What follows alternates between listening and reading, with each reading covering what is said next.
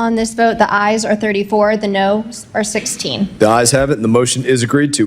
The bill passed through committee 34-16, a move celebrated by Congressman Jackson on X, who said South Africa had made its choice when it abandoned America and its allies and sided with communists and terrorists.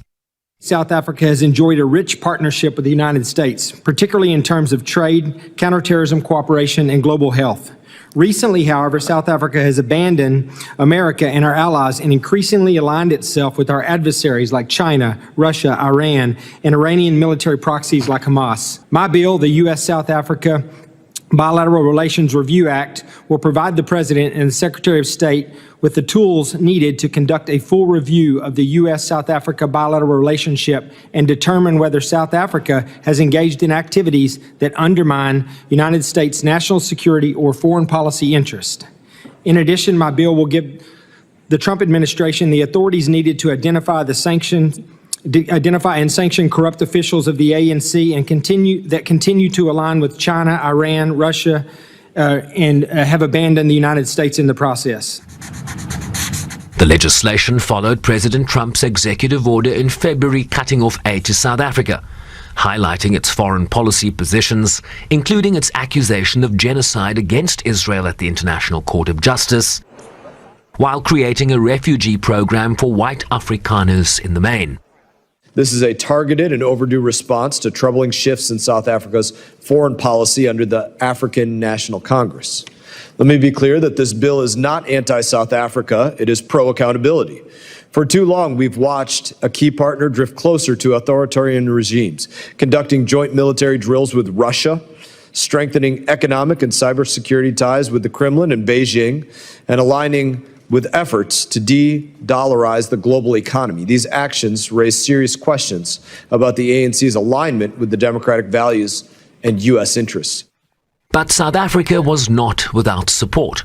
South Africa acts as a leader, not only among African countries, but also on the world stage.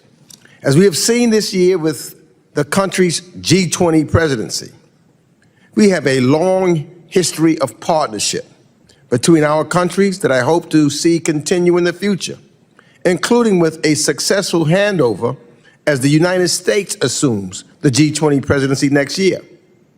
Unfortunately, this bill will not help to deepen or further that partnership. Instead, I believe it sets us down the wrong path with respect to our relationship with South Africa. South Africa has taken a number of foreign policy positions that I happen not to agree with.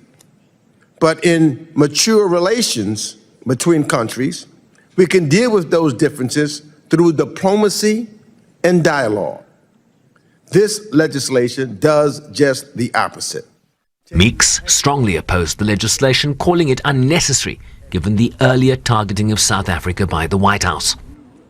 President Trump has already disproportionately targeted South Africa.